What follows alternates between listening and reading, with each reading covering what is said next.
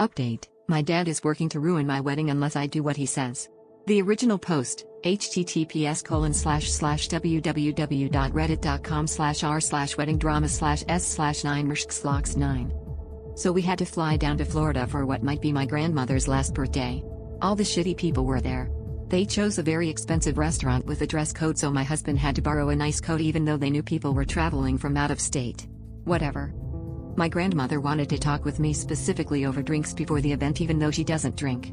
I told her I'm not drinking and brought us to a coffee shop instead, and she just got a water. Not sure what that was about, but I'm guessing she wanted to get me to drink to get more dirt in my mom and her boyfriend. But it went okay.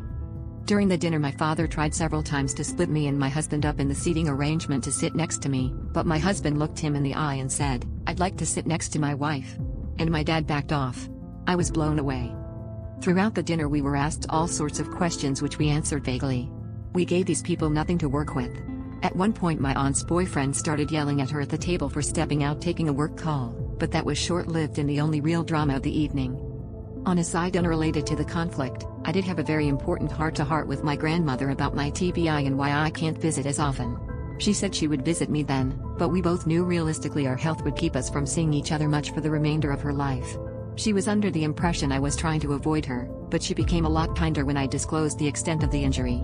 Still not thrilled with her about how she behaved throughout this, but I realize she's old and dependent on my dad and it's not entirely her fault that she's been shitty. My dad will reach out to me, no doubt. He went above and beyond to talk to us the whole night and be good. I am going to speak with my therapist on Tuesday about setting very firm boundaries I can stick to so I can move on with my life.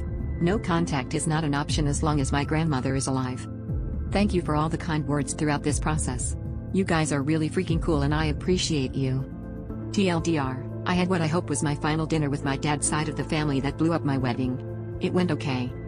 Update: we are getting married at the courthouse tomorrow. We are also in the process of buying our first home together and will be making an offer as soon as we find the right one that is close to work and school, so I do not have to drive as much and trigger my TBI symptoms.